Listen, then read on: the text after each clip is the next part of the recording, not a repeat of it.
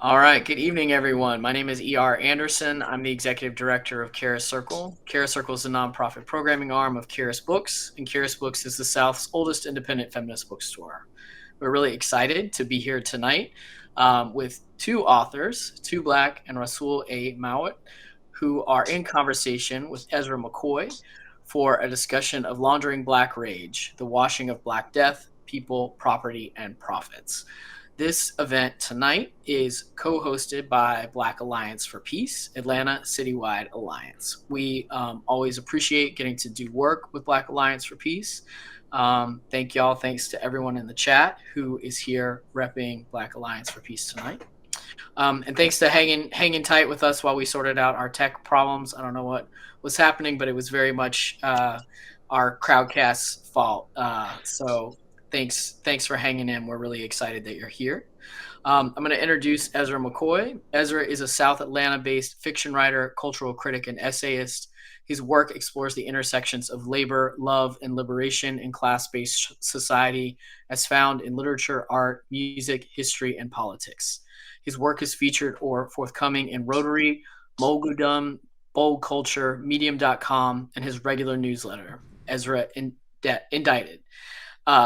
Or Indebted, sorry. I don't know which one, Ezra. Indicted. Indicted, cool. Yeah. He enjoys going on photography walks and searching used bookstores for first editions of obscure texts. He loves listening to jazz, blues, and rap, and he uses he or they pronouns. He is joined tonight by the co-authors of Laundering Black Rage. Two Black is a low-wage worker, poet, organizer, and filmmaker. As a poet, Two Black has headlined the historic New Yorican Poets Cafe, Princeton University, and Johannesburg Theater in South Africa. His words have appeared in publications such as Black Agenda Report, Left Voice, Indianapolis Recorder, and Hood Communist. He is the co-director of the award-winning documentary The Pendleton 2, They Stood Up. He is joined by Rasul A. Mowatt, who is a son of Chicago and a subject of empire. While dwelling within notions of statelessness, settler colonial mentality, and anti-capitalism. Rasul also functions in the state as a department head in the College of National Resources, as an interim department head in the Division of Academic and Student Affairs, and as an affiliate professor at the Department of Sociology and Anthropology at North Carolina State University. He's the author of the book, The Geographies of Threat and the Production of Violence, the City and State Between Us, as well as the book we are celebrating tonight. So we're really glad to have such a robust crowd from all over the country here with us tonight. Thanks for everybody to shout out where you're watching from.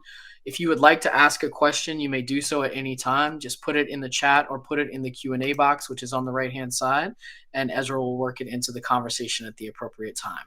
But I know we're all really excited to hear this conversation, so I'm going to get out of the way and pass it over to Ezra. Once again, thank you all so much for being with us. Thank you so much, ER, and thank all of you for joining us here today. So it's such a pleasure to be able to chat with you, both Two Black and Rasul. And if it's okay with you, I'll just say, let's get going. Now, these folks are used to being in front of live audiences. So before we get started, if you guys could really, maybe put some emojis in the chat or something so we can feel some energy, that'd be great. Now, I would just go ahead and start at the beginning. So this book offers a theory of the rise of the capitalist state as it launders the rage that is a natural reaction to the making of the state. Now, in this conversation, we will define rage. We will detail the process of laundering and illustrate the fronts in the laundering operation. But before we get to that, I think it's important for everybody here to understand the context in which this book was written.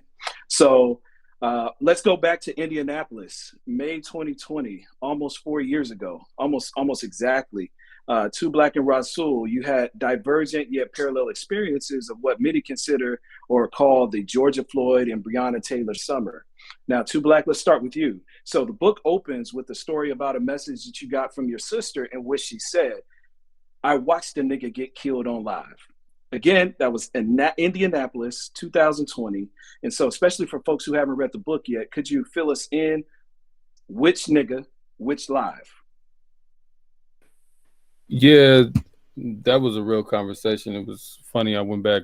It was a Facebook message.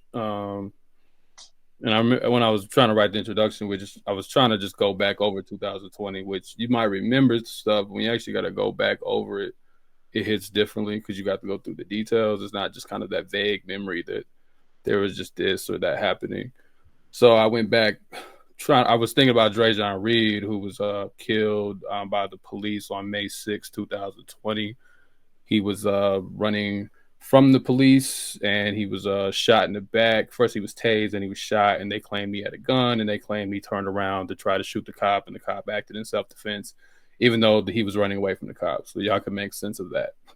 But I was trying to remember just where my headspace was at that time. So there was how I first learned about it was my sis Shell sent me a message, and that's literally what it said. I watched a nigga get killed. But the book opens with this happened just the day after the Ahmaud Arbery video dropped, which is down in Georgia where you're at, Glenn County, near to Glenn County. And for those who just may not remember, Ahmaud Arbery was a brother who was running, and he was attacked by white vigilantes. So when she said I watched a nigga get killed on live, I thought she was talking about that video because that had just came out. So I was just I don't know if I had just watched it the day it came out or that day. So I respond back like, "Are you talking about Georgia? Like, do you mean?" She was like, "Nah, like on the west side on Michigan Street. This is in Indianapolis." And then she sends me the video. By the time I get to the video, like it's just a blue sky, and you just see people commenting. But it was the brother had filmed himself being chased by the police, running away from the police, and then you see him get shot, drop, and then you hear several more shots. What we didn't put in the book was the cop actually said closed. That's a closed casket, homie, and it was a black cop. So that was that's what we were pulling from, and it was like just trying to give people a sense of how some of where these observations came from, and then seeing how the rage and reaction to that. May 25th is George Floyd. And then the world changes because now it's not just a local thing. It's a question of George Floyd becomes this issue for everyone, at least symbolically. And then we see things take off. So that was kind of like wanted to pay homage to Indianapolis and also pay homage to Drajon Reed because like Rasul talks about too later in the same introduction. He doesn't fit your perfect victim narrative. He had a gun. He ran away. Allegedly he had a gun. He ran away. He had a record, all those things that we just tend to wipe people off. And more broadly, I think we usually, as I've said before, to other people, we usually only remember maybe one or two killings by the police a year, but they kill somewhere from 300 to 400 black people a year and kill over 1,000 people a year in general. So Drajon Reed is one of those cases where we don't really remember. One, because he doesn't fit the perfect narrative or the perfect victim, and also like it's Indianapolis, and then there were more high profile cases. Ben Crump didn't come to this one, et cetera, right? Yeah, thank you for sharing that story. And so, as you said, a lot was going on at that time, right?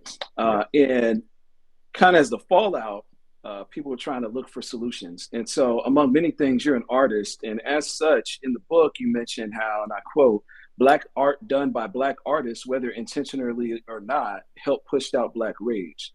Now, how did you witness in your city, the city of Indianapolis, and the state in general, how did you see these places use Black art to push out Black rage? Well, I mean, even before you get to Black art, you got to think about like, okay, someone gets killed by the police. The first inclination when someone gets killed by the police is not to write a poem or draw a picture. Like it's just not what people would naturally want to do. There might be some people who do that in support of the other work, but the majority of us are not looking for a piece of art or a song to express our rage, right? So originally, that's not what people did. For all the flaws, for the lack of organization, the mobilization, whatever, and that's not what people's original like impulse was to do, was to be like, okay, let me go do a poem about how mad I am that the police just killed somebody. That's not a real response. So you would just have to question how there becomes so much art that becomes so critical to how we're supposed to express our rage when that's just not how it works, right? So when he gets killed, people do what they generally do. They run downtown, they break shit. It was mainly like black teenagers, I remember, who originally went downtown. Some of the organizers went down there to try to like work with them and corral them. And I don't mean corral in this case in a bad sense, but just trying to help them kind of work through some of their rage and some of their anger. And then, you know, there's already an established class of people who are the go-tos whenever there's a quote unquote crisis, right? There's already established group and you go to them. And then there was also people who had been wanting to be in that group for a while. And this is where the artists come in, but hadn't necessarily been consulted. And then Indianapolis found this, particularly after George Floyd happens. You didn't really see as much emphasis on the art when it was just Dre Jean Reed, because when it's a local matter, they're not as quick to bribe everybody off, right? But once George Floyd happens after Dre Jean Reed, and there was also 2 other people who were killed by the police within the 24-hour period, the day that Dre Jean Reed was killed, then you see this flooding of like money for murals and money for art at the airport, and you know, you're putting your black fist on top of a boarded building that glass was once, or that a brick was once thrown through, right? Like all of a sudden that then became the interest, and then the grants started coming up, different opportunities started emerging. And as someone who's been practicing poetry and spoken word for like 15 years now, like that just wasn't available most of the time. Like, you know, there was a few scarcity of grants to get. So all of a sudden the city just adorns itself in black art. It had been doing it slowly trickling up to that, but it really just explodes then, and it becomes like the main fill-in for someone getting killed by the police. But like logically speaking, that does not resolve the person that does not resolve what just happened. That doesn't resolve the police power. That doesn't resolve police at all. That doesn't resolve capitalism. That doesn't resolve any of the reasons why Dre Jean Reed was running away that day.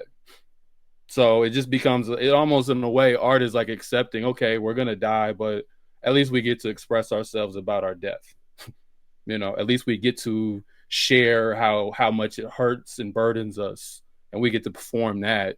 And that's what the state allows us generally to do, right? So, you know, people were lining themselves up to get that. And I don't even necessarily, this isn't necessarily like a moral condemnation on all the artists, like they were all horrible people. These were the things that were incentivized. This is where a lot of people went. Some of these people I wouldn't have a moral condemnation of, but some of these people were my friends. Some of these people were people I was cool with, but it didn't really matter their intentions necessarily. That was the outlet that was provided, and that's the outlet that most of us took. So, and thank you for sharing that. Now, Rasul, so it's interesting. It's two black mentions, bribes, and people lining up. Now, I was interested in kind of how things overlap for you guys. So, Two Black sends you the link of Dre Jean's death, and you share your own experience as an academic.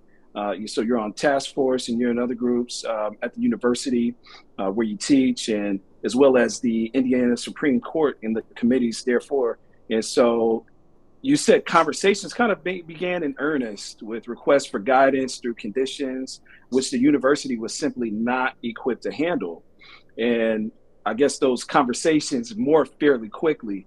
They were met by the DEI folks and the JEDI consultants positioning themselves as experts on the matter. So that's kind of where I was getting that lining up. Now, you say in the book, the constant tragedy of death needed to be removed in favor of the joy of resilience. So how do we go from questioning the rationale of armed responses from police to questions about the format and content of the statement and jobs and things of that nature?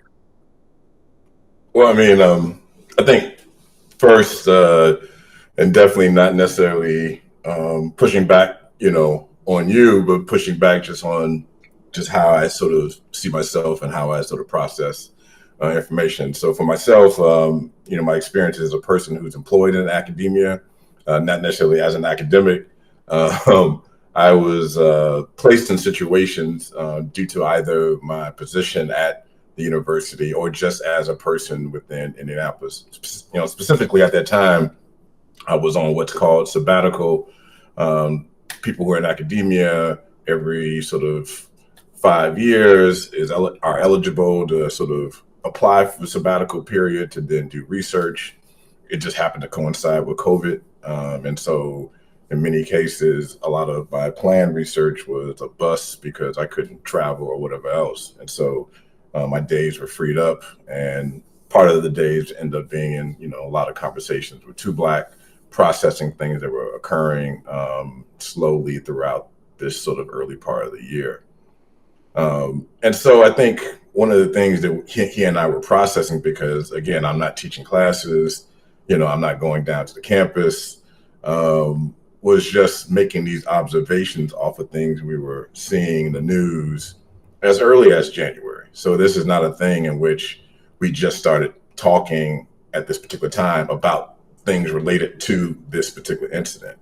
Like, for example, I think, this notion of 2020 being all focused around George Floyd and Breonna Taylor as some type of magical moment, he and I, immediately saw, issues around that. And of course, that doesn't quite happen yet at this particular moment that we're talking about Drajan Reed, because George Floyd is still alive, at this time.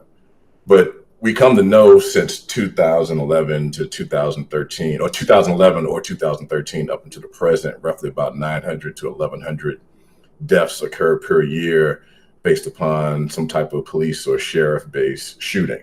So this is not including deaths related to vehicular homicide or some other type of killing. For example, George Floyd would not necessarily count towards this because that's not a shooting, right?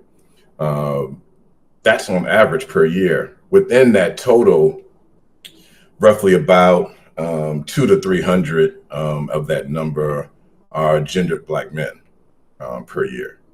And then roughly, depending upon the year, there may be between 10 to 20 gendered Black women that are killed by some type of shooting, per year. But yet and still, there's never really a reaction to that number, right? So I kind of, we were already pushing back on this reaction to Ahmaud Arbery, that was like slow to come forward, as if we needed a video to somehow have a sense of a reaction. Those of us who were in the know with Breonna Taylor, we did not necessarily need to hear the details. But nonetheless, that's why I'm sort of like thinking through how much is it really a reaction or a moment. We've kind of labeled it as that. And that's partly what we try to get at in the book, is this sort of labeling, the creation of a label that then energy and resources are gathered around. So again, I don't want to necessarily be slow in terms of responding to your question, but I just want to kind of walk through just certain things here and there. So first, again, laying out that, by the way, 2023, 1,300 shooting deaths, the most that has occurred in any given year. So it's actually been going up as opposed to going down. And so, I think our reaction at that moment was a conflation of several different things.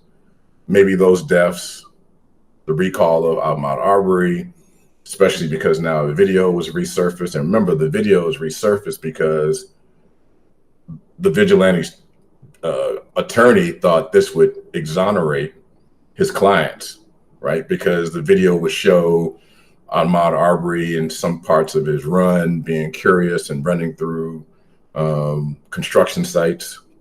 I don't know about you, whenever I may go out to exercise, I get bored of my route. And so I'm going to sometimes do stuff, go off the path and whatever else. And so they thought the video would show that somehow he was casing a house for theft, and this would legitimize their action to stop him and then eventually kill him. Of course, all of us were, clearly sort of realizing, like, one, how smart or not smart their attorney was, but also how much this informed a little bit more about the intent of the killing. Then there was the conflation of the sickness of COVID, then the failures of the healthcare, industry during this particular time. Some of us were already beginning to lose people, or just still be concerned because everything was still in question. Like, what do we do? How often do we need to wipe things down? We were still going through these types of motions. Some of us were unemployed. Some of us, because of our unemployment, was already beginning to move towards evictions. And then there were minimal distractions because remember, things like the NBA and so forth had shut down completely. And so to me, and at least to our conversations, we were noticing that then this is what propelled people to start coming out of the house on a regular basis to come to certain locations. And so at least for Indianapolis, the center of the city, there's a monument called Circle Monument. So this is a place where people started to gather. This is not historically a location in which people gathered before over any particular issues tied to police shootings specifically. Sometimes people have protested there in the past tied to war and these types of things, but it was never that large of a crowd. But this gathering point became a sort of slow build. To Two Black's point, that gathering did not happen until George Floyd is killed. So there's not a major city reaction to their own being killed in terms of Drajon Reed. So I think that's one level of something just to sort of hold in our mind. And so when it gets then to me sitting in on meetings that I didn't necessarily needed to attend, but because it was an opportunity, you had, leadership at the university calling together people who were supposed experts in research on race or whatever else just to get feedback, get suggestions. In one particular case, the dean of the college I was in was legitimately asking, like, what could he do, right? And this meant literally, what could he do? In his limited capacity, he's not the president of the university, he's just a dean of one particular college. A couple of us were trying to steer the conversation towards the policing on campus. The dean is not over the policing on campus because he's a dean, maybe he could enter a conversation with the president to somehow minimize the campus police presence or authority or something like that. But instead of the conversation staying on subject matter, ended up going into all sorts of particular things related to the need for training of racist faculty or colleagues in other departments and so forth. And these are the things I think Two Black are alluding to, is that it begins to move everywhere. We can see it very clearly through art, but it doesn't necessarily have to be art in any particular way. And it's not that this was DEI and Jedi folks. These were people who were trying to basically maybe position themselves for DEI and Jedi-based positions, if that kind of makes sense. So in a sense, those positions hadn't even been created or thought of yet. Which I would add was similar to some of the artists. They weren't really practicing. Right. Or they didn't really have much of a name, and it was also an opportunity for them to come up but continue. Exactly. Right, exactly. It's not a thing which the structures for the laundering had not quite yet been formed, right? The process is always there because it existed before even this incident, but the actual sort of structure or mechanism for the laundering to happen had not yet happened. That particular phase of it, yeah. Exactly. And so this is an example of the infrastructure starting to be paved for that laundering, right? So if I can interject in this conversation with my dean in this meeting with 50 other people that we need to check these racist professors in these other departments, and they need more cultural sensitivity training, and I have done cultural sensitivity training, you're setting that up. And so, that makes the point of, well, are people going to then choose the hard route or they're going to choose the easy route? The hard route would be challenging the president about campus police. And the easy route is just giving a faculty member an extra $5,000 a year to run some trainings and so forth. And a new title. Some momentary authority or whatever else. And again, it doesn't mean that, this was a specific criticism on those people. It was a part of a processing that both of us were going through, independently. And then, of course, when we start coming together to craft this book, we were thinking about some way to capture this particular instigating moment that both made us sort of pull together our past criticisms that we were already having dialogue on, and sort of bring it in as this sort of opening introduction. Hope that answers your question. Yeah, I think so. And thanks for going long on that, because I think it's probably easy to kind of summarize, but I think that gives important context. And speaking of the coming together of the critiques and the things that you and Two Black have shared, I would say that this book it sounds like it seems like the blossom of the seed planted by the original essay, Laundering Black Rage, that you first published in Black Agenda Report. Now, I understand as a low-wage worker, organizer, and artist, for the audience, also someone who is not an academic, but in this case, not employed by academia, you had challenges trying to find a landing spot for the essay. And it seems like those challenges were also amplified when you decided, hey, let me turn this essay into a book-length theory. So could you share with us, as you are making your observations, crafting your theory, you put this in an essay and you say, I'm going to turn this into a book. Could you share with us a little about the process of putting it together in the form that we now have? And also, could you kind of tell us a little bit more about why you decided to actually turn the essay into a book in the first place? And what are some of the challenges you had when pitching the book? Yeah, I think I'll answer this, but I think Rasul has some things to add. For the record, I didn't even want to do a book. So this is actually Rasul's idea and other people's in my circle that wanted it to be a book. I was tired after writing the essays. I'm glad we did it, of course, but I'm just saying at the original juncture, I was not where my head was aimed. Yeah, I think there's two phases. So there's the essay phase and then there's the book phase of it. The essay phase, I think I had some hopes that it could get published at maybe a more, I guess, for lack of a better term, prominent publication. And very quickly, once it was written, I learned that wasn't going to happen. I think one of the things about it is often those type of places want you to touch in with them and they want to kind of shape your work for their specific outlet. And I thought the idea was just a little bit, I didn't have the idea fully fleshed out enough to pitch it well, in my opinion. And even once I did, I didn't think it was going to make sense until someone read it, to just be totally honest. So it was rejected pretty quickly by a few prominent publications to the point where I don't even think they read it. I got like a response like, thank you, it's not for us, or automated responses. So it didn't even make it to a room, more than likely.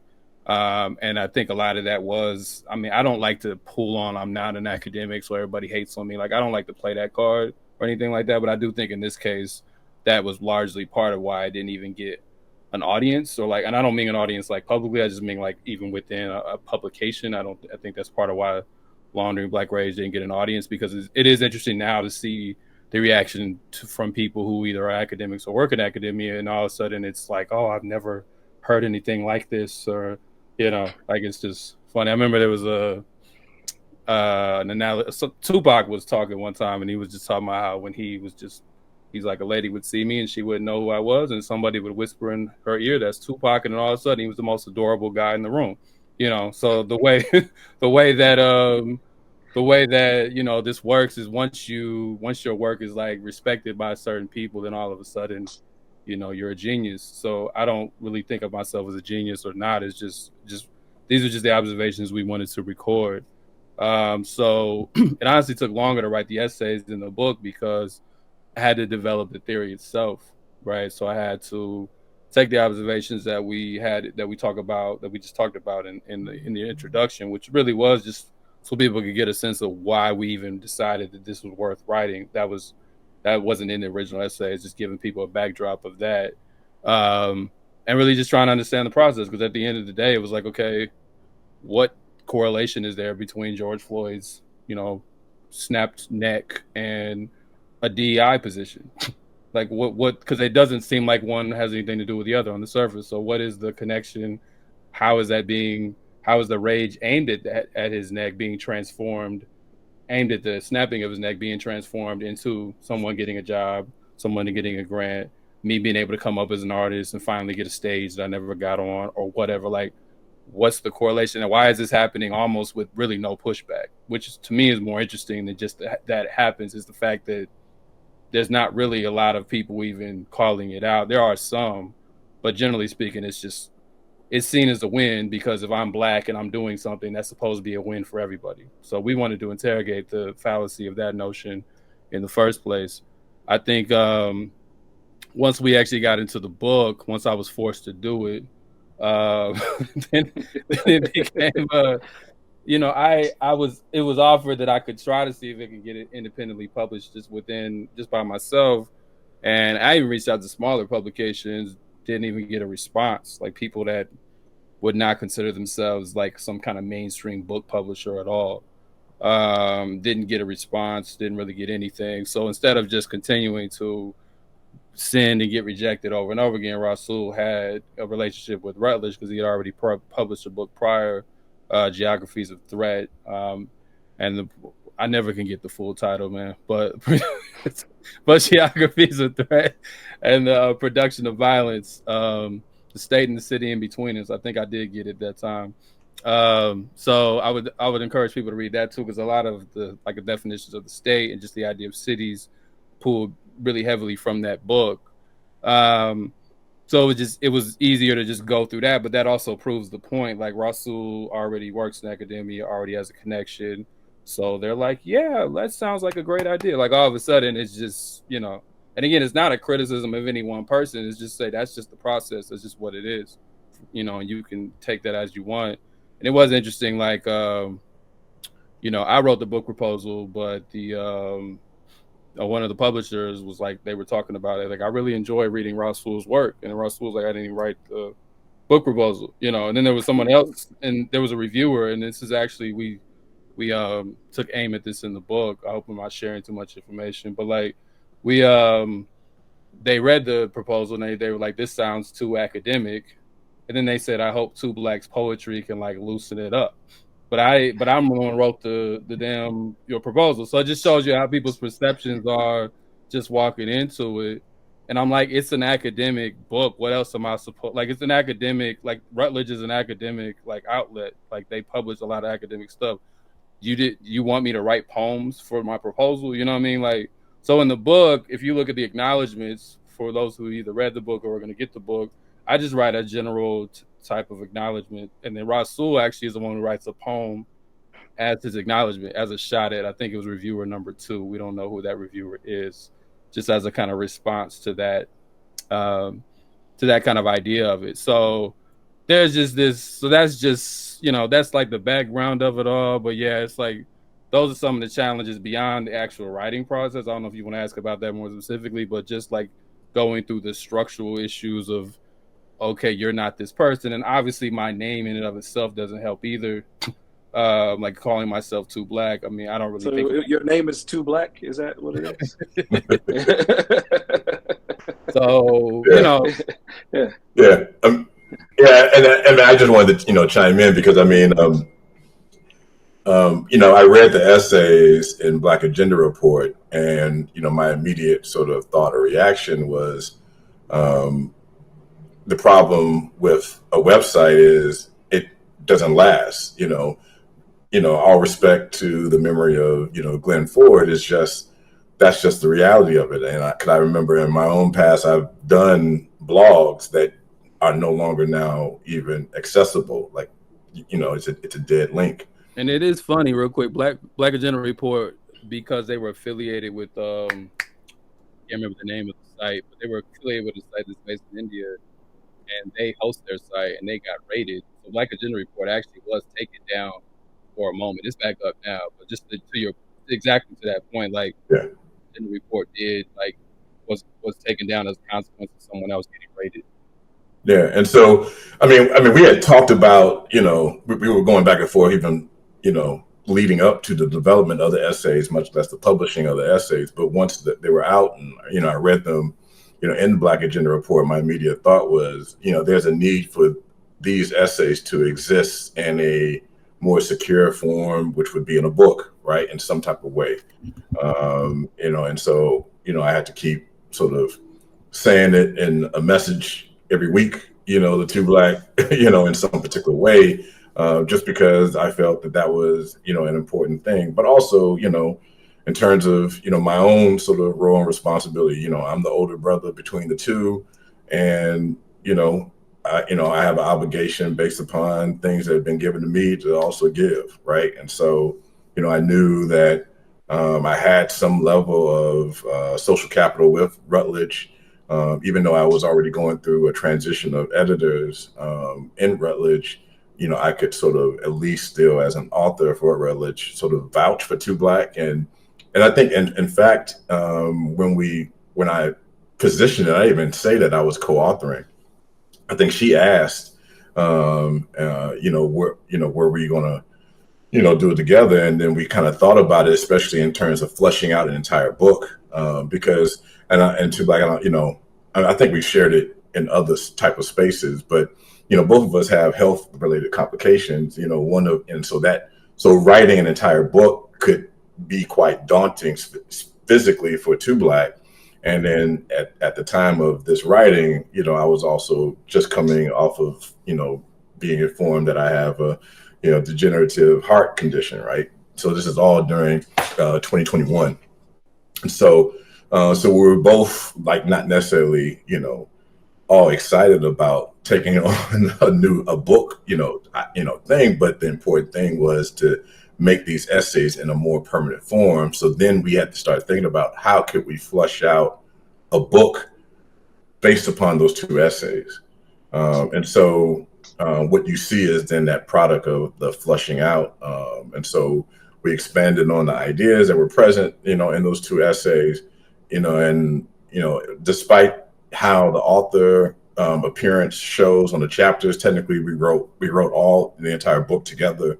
It's just that in certain aspects, some of us took leads, some of us only wrote small sections, or some of us did, and sometimes we did 50-50 based upon the actual chapter, but it doesn't mean that what's listed is technically the authorship. But I wanted to maintain the authorship of at least the basic first two essays. And so, of course, that would look awkward if the two essays just had Two Black and then we had no authorship listening for the rest of the chapters, structurally.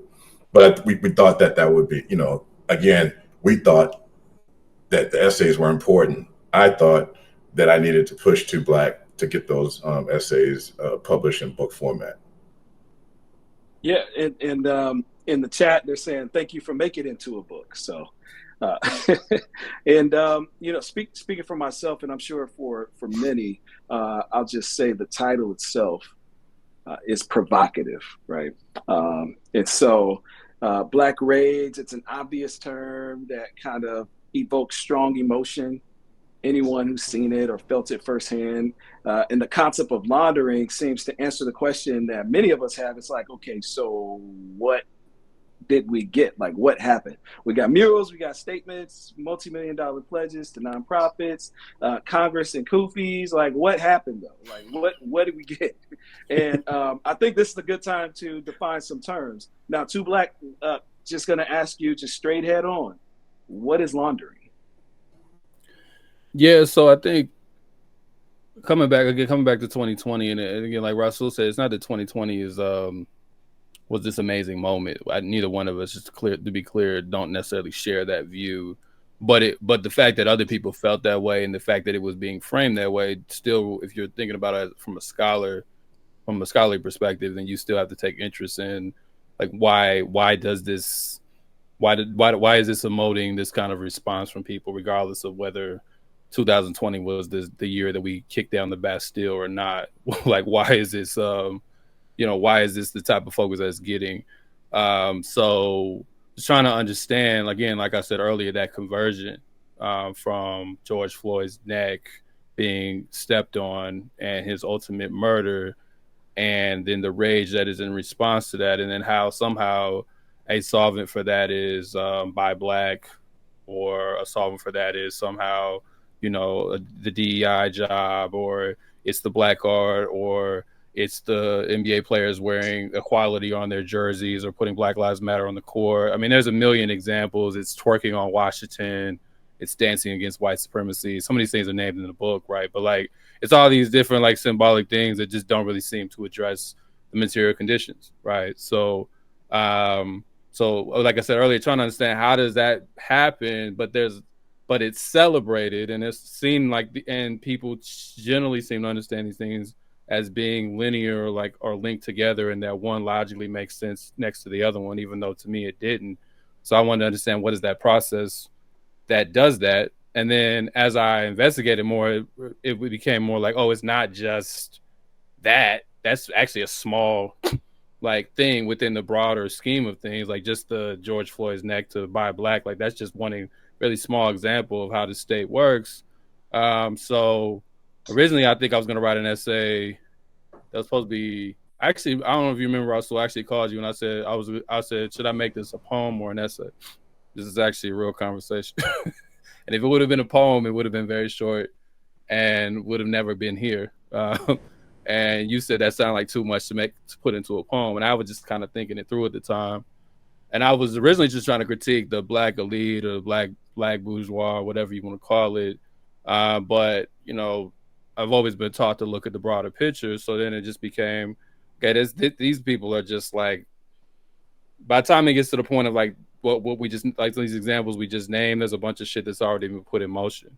So what is it all of that puts it in motion?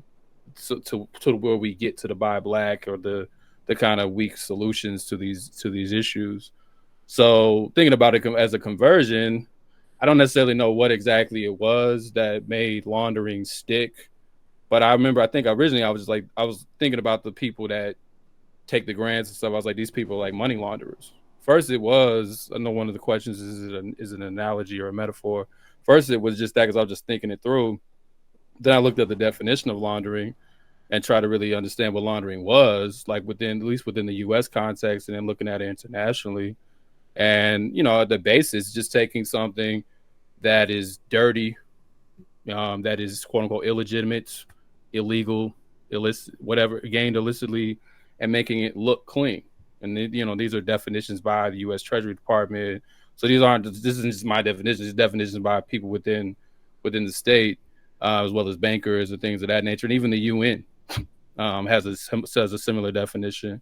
But that definition, as it's laid out in the essays and the book, it's not that definition doesn't hold up. It's just the framing of it, that something is legitimate. So they'll say they're taking money gained illegally or illegitimately and trying to place it into the legitimate financial system. So my question was like, well, what makes this financial system legitimate?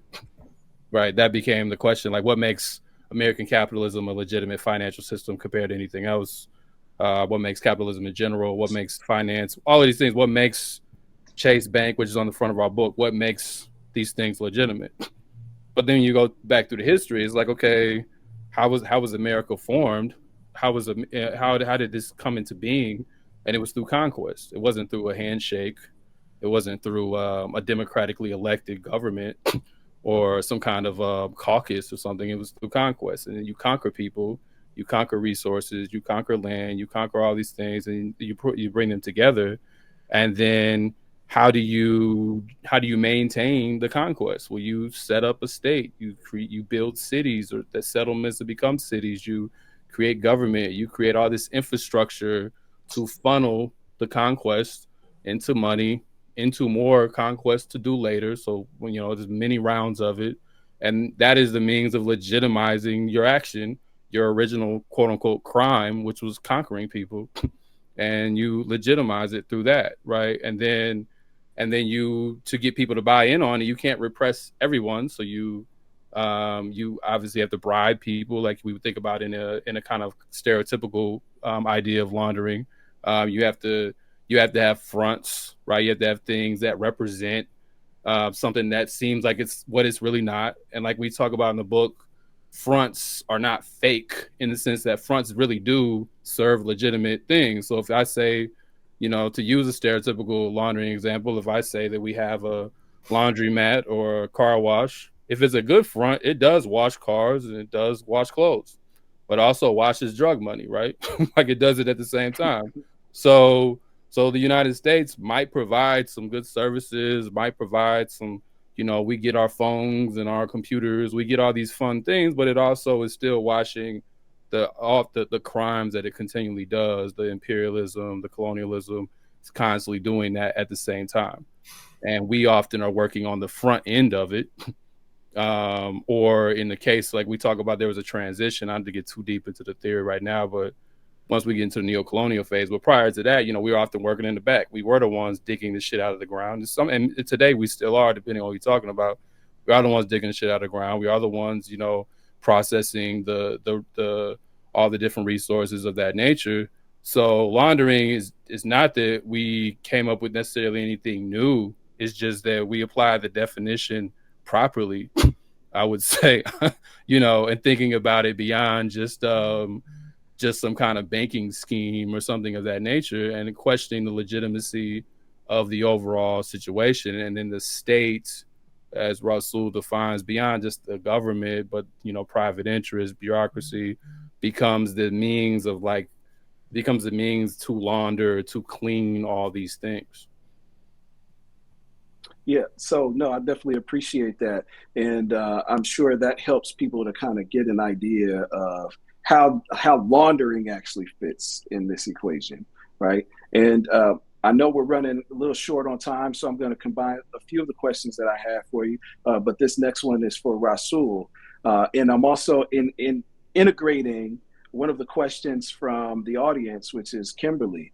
How does geography and spatiality fit within Black Rage and liberation? And I would add to that, also, I was curious about how cities, you mentioned that cities were a device that extracts labor and resources while also dispossessing the people that provide the labor. And so I was hoping that we can, kind of think of space and what I think you call a spatial construction, as well as what Kimberly is saying, like how it kind of fits within Black Rage and liberation. And maybe if you could just kind of put that all together for us so we understand what we see structurally, like we can actually see it visually. Yeah, historically, what I call colonial city projects. So, when a colony is sort of initiated, it starts as a settlement.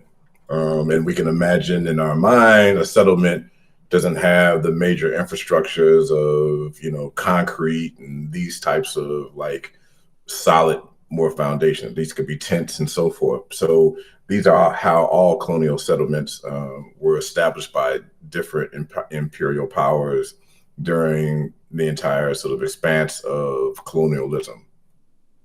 As those cities grew and as those settlements grew and expanded, whether they moved to a village or they moved from a village to a town, or they moved from any of those three to a city, all depended upon their role in extracting resources. Because again, colonialism was for the extraction of resources.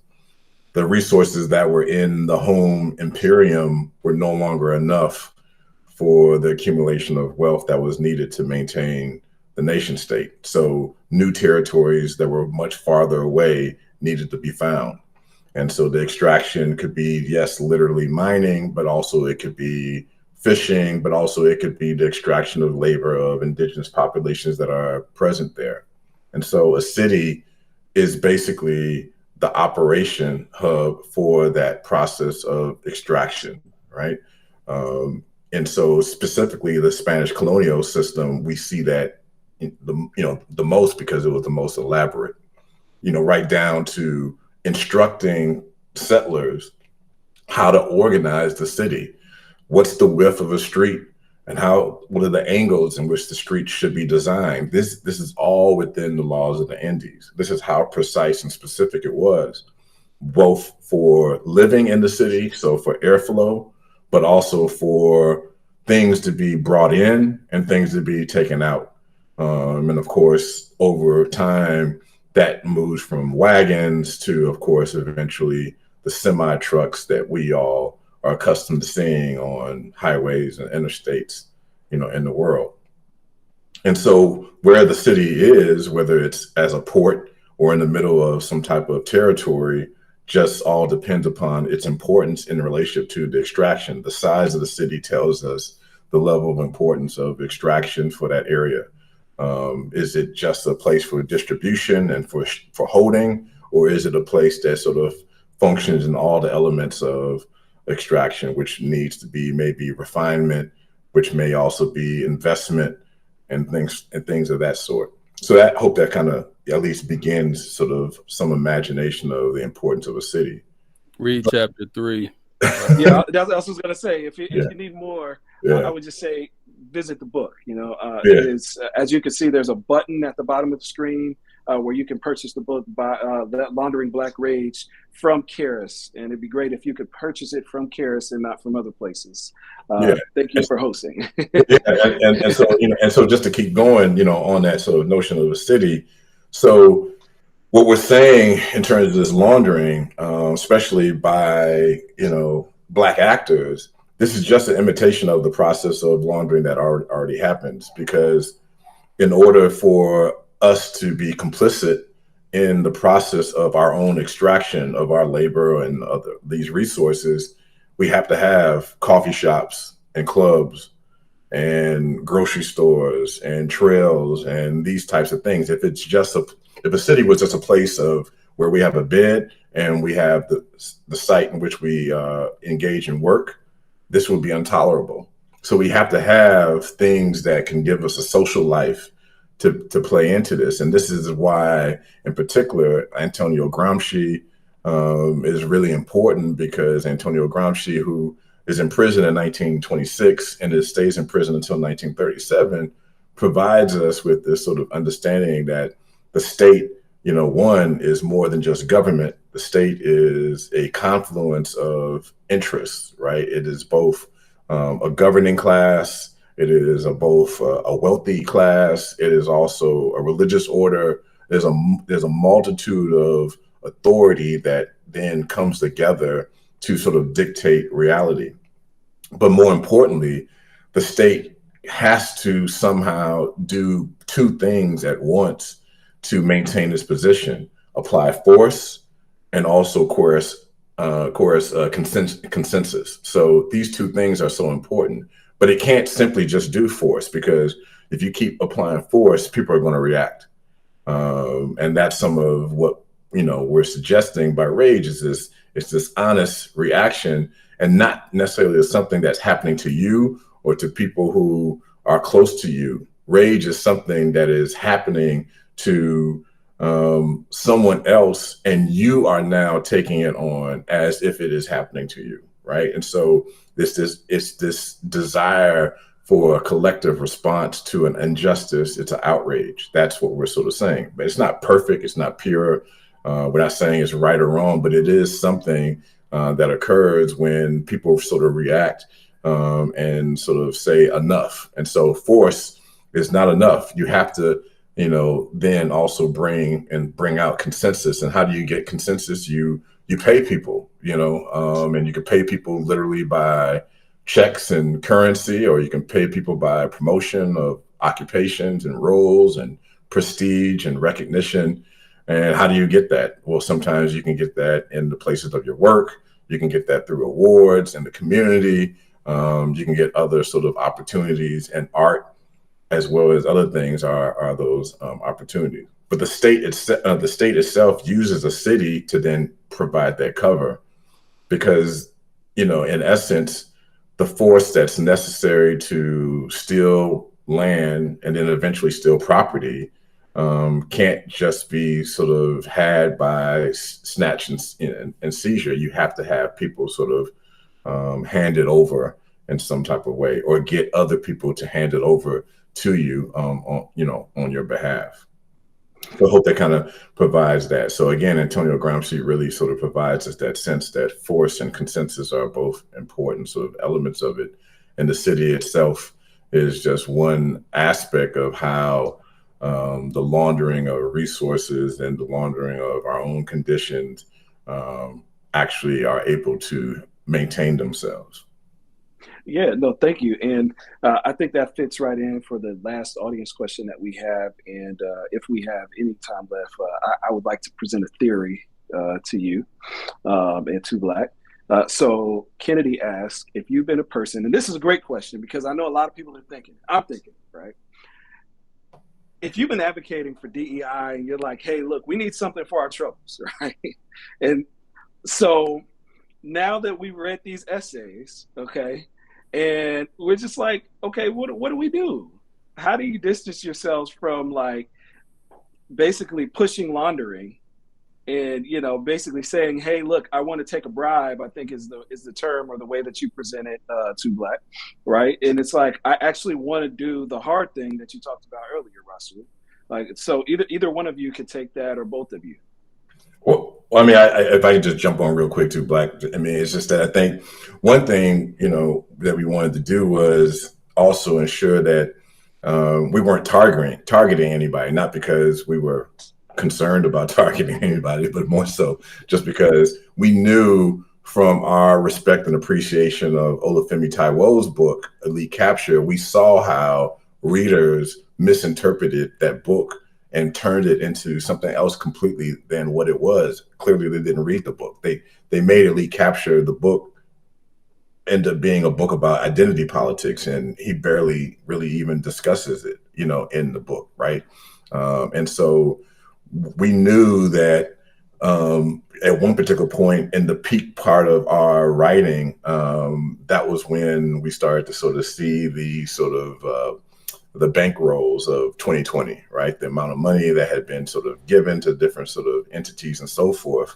And we knew that that's not what we did not want to create, you know, a book that was based upon some accounting of what the Urban League was doing or some other particular organization. And there were just too many examples anyway. Yeah. Like we would, I mean, I would send him stuff every day, and it would just be like we'd be writing the book for the rest of our lives. But go ahead.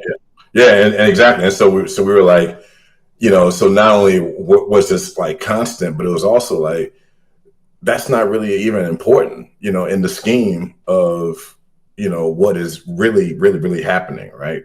Because again, it, you know, in one way it's art, and previous times it's been nonprofits, and other times it's been youth programming, and other times it's been sport. It's been many different things throughout, you know, the time. I mean, it's no different in thinking about in certain cities, schools are being closed, public schools are being closed.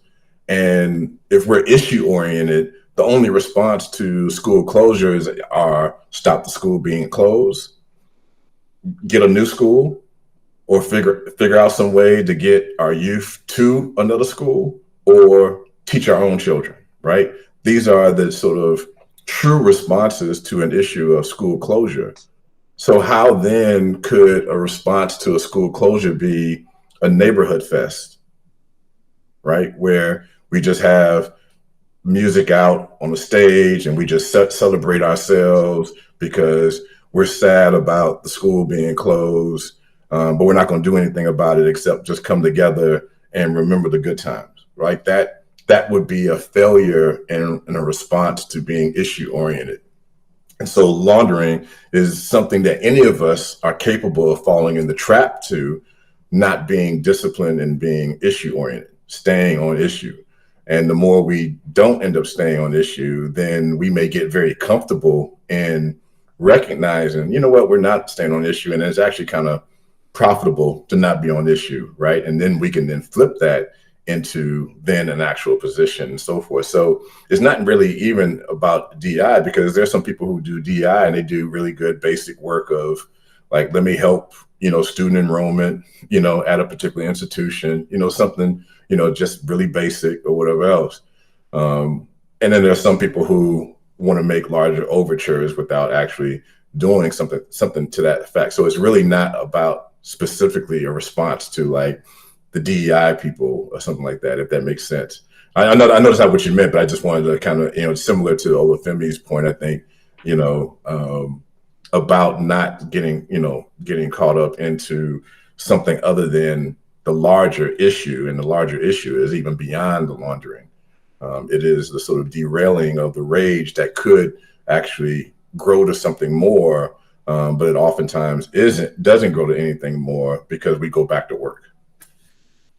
Yeah, I just wanted to read something from the book, and then I'll answer it pretty quickly. But I think this kind of speaks to that question. This is in the conclusion, actually. It says, I wrote this part, but when you launder in blood, nobody escapes the stains. The blood stains color our mortgages, cars, college degrees, just as much as they paint the impoverished neighborhoods or dilapidated countries that we fled to get them. So we should disabuse ourselves from the idea that any of us can rise above it alone. Over moralizing about this process helps keep the laundering in orbit when the point is to end the process, not simply feel good about ourselves while we engage in it.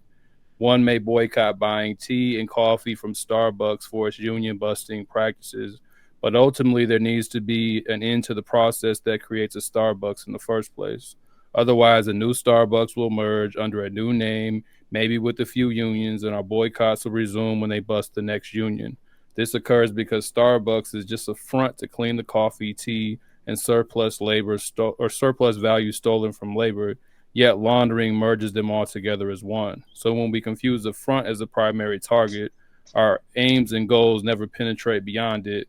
Liberating the fronts will not liberate us, since fronts are just holding companies for continual conquest. Mm-hmm.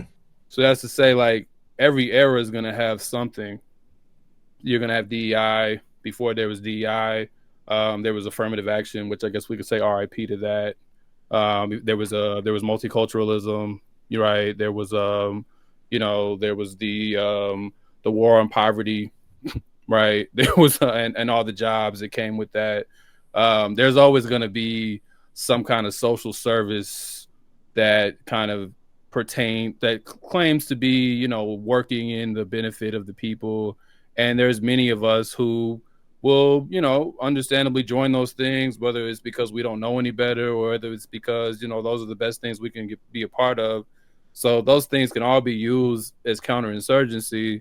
But I think like Rasul said, we don't want to get too caught up in one thing over the other. So if you've been in DEI, we're not saying you're like a horrible person and you should go like confess your sins or something like that, part of how, even for me, I could say specifically, and Rasul probably say it too, part of how we can even identify some of what we were talking about today and in the book is because we've been there, we've been part of it, we've seen it, we've done the laundering, whether we knew we were doing it or not, we've been through that process. So the process itself is what needs to end, so it's like if you work in DEI, like we talk about, won't read anymore, but something we talk about as well is like, one of the flaws of the state is it tries to cover so much ground. Like it tries to cover all this territory. We're talking about geographically as well as even intellectually or ideologically.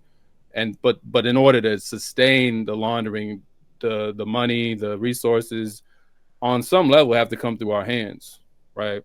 Maybe less here in the United States and when you look about around the world in the global South, but still to keep it going, capitalists have to have you work and do a lot of their work for them to keep it going. So if it comes through your hands, what do you do with it? And this isn't just an individual question because that can get into like a kind of heroism, but how do you organize around that? How do you locate where those resources are, how they're coming through, and then how do you bring some kind of organizational capacity to address that, to see if you can reverse launder those things elsewhere? That's not the only solution. There are solutions that will have to be discussed well beyond our book, obviously. But part of it is if you even using this as an example, like I'm not some academic or I'm not some well-known person. So Rasul giving this theory an opportunity is really this was the structure set up so this theory never even makes it through the academy. And that's not about bigging up me and making me into some star. It's just to say these types of thoughts are just meant to not really make it there. But Rasul like he said, he did have some, some cachet, so he could be like, okay, we're going to bring this in. This really wasn't supposed to be a book that would get published within this world. I could have published it independently, I could have went to UPS and printed out pages or uploaded it or something. But I'm saying, so some of us have those opportunities. And then some of us, even if we are not in those positions, we know people in those positions. and maybe we should confront those people. You know, confront those institutions about when those resources go through. Maybe as organizations, not just again as individuals, we should confront those things to see if there's a way to resource those things elsewhere, because it does have to come through our hands. Like, we are bribed, so bribes are resources. What do you do with your bribes? We have to accept the fact that as long as you are conquered, you are under the state, you are under conquest. So we're all doing laundering on some level because we are a part of a colony. So there is no like getting out of that individually unless you're in the colony, and you're not going to do that individually. So if we accept that premise, then we have to understand that how do we take those resources and use them, you know, to get free, you know? And often people will take that into directions that I'm not always a fan of, because it just becomes, again, it could become a way of just celebrating mundane things. But for those of us who are serious, you know, how do you do that? So if you've been an advocate of DEI, or you've been an advocate of something, you truly believed in it, then once you arrive at a better analysis, then you can just grow from there. You don't have to necessarily, you know, feel bad about it. So I appreciate the question, because I mean, this is stuff that, you know, we all wrestle with, but you know, we have to find other people and join in with folks, right? And in some kind of organized capacity. So it also lets us know we're not alone, we're not crazy. You know, like we all see this, and, you know, talk with some of your colleagues, talk with some people, because some of us, you know, like, that's either to learn people you don't want to work with or people you do want to work with. Because I learned, like I talk about some of the artists, you know, I'll close out, and, you know, in the book, like I learned some of the artists, some of the people I would have called friends, like they really were just lining up for grants, and I just had to make a choice that I didn't want to be around that, you know. So it's just, but you have to evaluate the situation that you're in. So, brilliant conversation and wonderful book. And I wanted to take what I've learned from this conversation and also read the book to present a theory to you. And this will be the way that we kind of close this out, okay? So there was one more question. I just wanted to respect that in the Q&A. I don't know if you wanted to read it or not. Okay. Haven't read the book yet, but how do you see your book in conversation, if at all, with Jared's book? I'm hearing some resonances there, also with Ori Burton and CBS. So, yeah, I can answer that quickly. I mean, all of those books are cited in our book, so we're definitely in conversation with them. Two of those books got written, like, we had to add that in when we had our editing phase, so we didn't get to delve in as much as maybe we would have liked, whether you're talking about Black Scare, Red Scare, or Tip of the Spear. But we were able to give some citational space to those books. So there's definitely conversations, particularly with Dr. Ball, Myth of Propaganda, Black Buying Power, and just the farce that is Black capitalism, which is deeply criticized in this book. And we also talk about, you know, like, again, all of them are referenced. So the Black Scare, Red Scare is referenced, and how Black communists and socialists had to be purged to create a way for type of laundering, and then also how revolutionaries were sent to prison. And Ori's book in 72 documents how there were more prison uprisings in 72 than there were at any point in time within the United States. And that was partially due to that repression. So that's all in there. But that's mainly in chapter 5, I believe. Okay. But go ahead. No, I appreciate that. Yeah, my bad. Yeah, so this is what I'm thinking, all right? So understanding the book's origin and kind of everything we just learned, my theory is that the original essays for this book were actually an expression of Black rage, okay? And that Rasul, by you co-authoring the book with Two Black, that you helped introducing a concept that you guys talk about in the book, reverse launder this concept, idea, or theory of Black rage. I think maybe am I off? Does that sound kind of crazy, or does that sound kind of closer to what we should take from, you know, kind of reading this book and approaching this theory?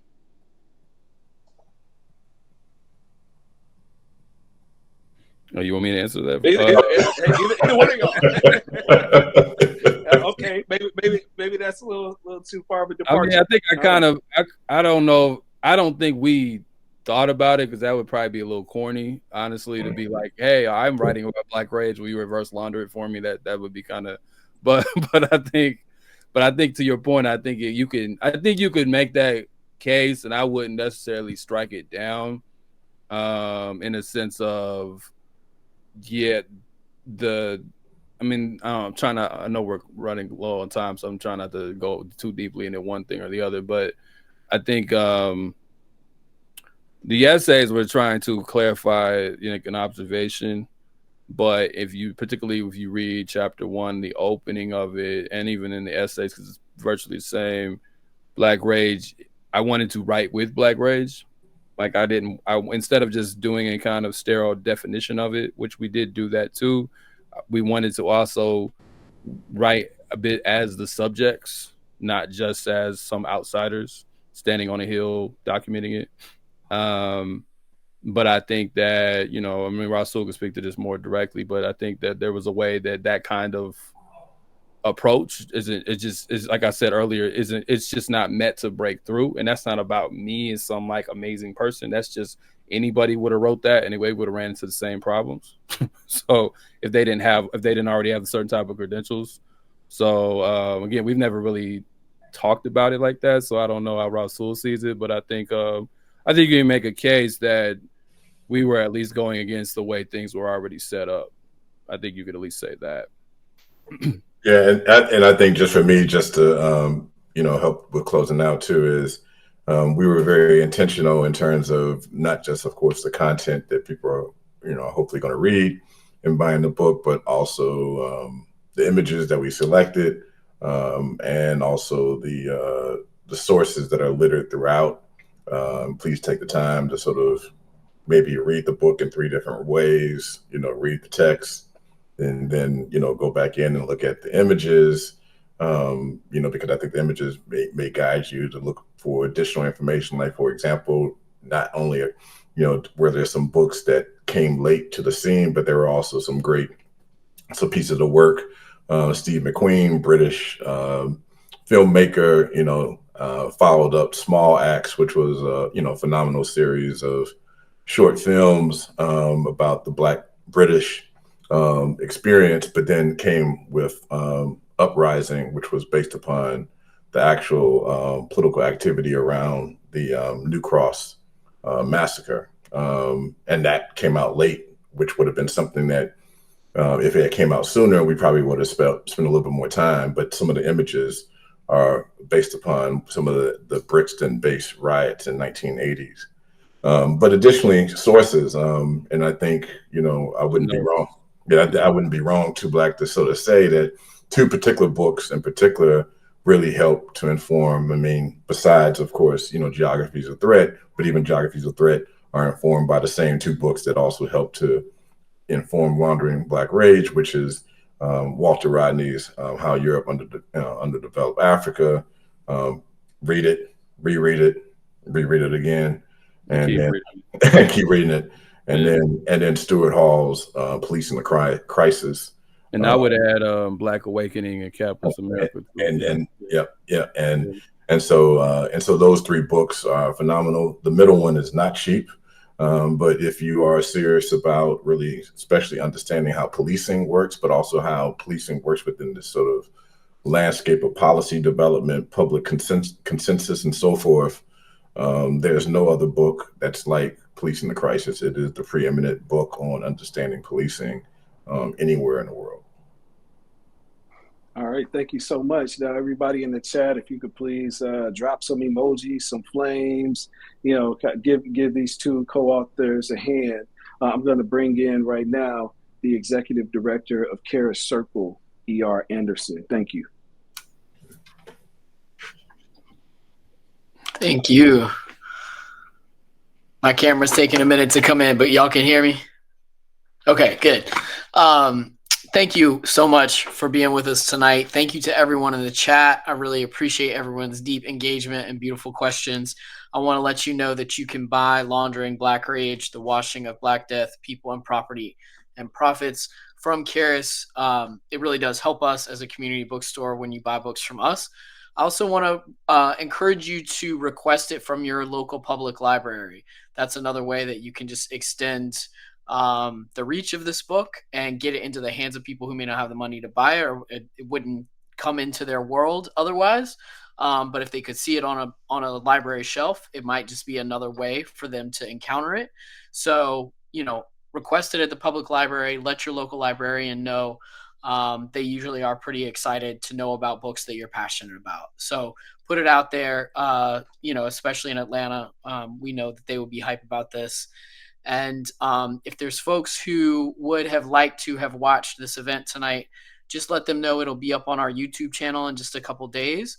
And please share the YouTube channel, because it will help get the word out again about this concept, about this language. I think, again, Two Black and Rasul, you guys have given us language for something that a lot of people have been floundering around, trying to explain what's happening, and you've given concepts, and so it's a valuable thing. So thank you very much. Thank you, Ezra, for leading this discussion tonight. Really appreciate all three of you. Everybody stay safe and well, and until next time, take good care. Thank you. Peace.